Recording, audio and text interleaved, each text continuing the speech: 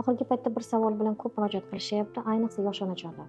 Judayam ko'p asabiy bo'lib qolganman, farzandimga baqirib yuboraman, hattoki alamimni olaman boladan. Qanchalik o'zimni tiymay, baribir bir kun yig'ilib portlab ketaman. G'azabimni ushlab ololmayman. Albatta, bunday holatlar aksariyat ayollarda uchrab turadi. Sababi insonni ichida har xil negativ o'y-xayollar to'lib ketgan bo'ladi. Natijada esa faqat tushkunlik yuzaga keladi.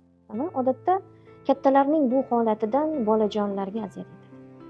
Inson farzandiga baqirayotganida aslida alami, g'azabi o'zida bo'ladi. O'zini o'zi jazolayotgan bo'ladi. Va lekin bolalarning nozik qalbiga jarohat yetadi.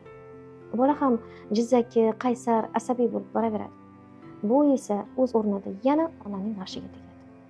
Aziz ayollar, ichingizda o'zingizga yoki qaysidir insonga nisbatan qattiq norozilik uyg'onganda, farzandingizni oddiy harakatlari ham sizga baqirishga majbur qiladi. Xuddi shu holatni boshqalarda ko'rsak, bolaga achinamiz. Bunchalik toshbag'ir ona ekan-a deymiz. Aslida bolajonlarni o'z dunyosi bor va ular sho'x bo'lsalar ham o'z olamini ichida juda ham baxtiyor. Va bunday bo'lishga haqlidirlar. Biz kattalar esa ularni bu baxtdan mahrum qilishga urinamiz. Aytingchi, bu adolatdanmi?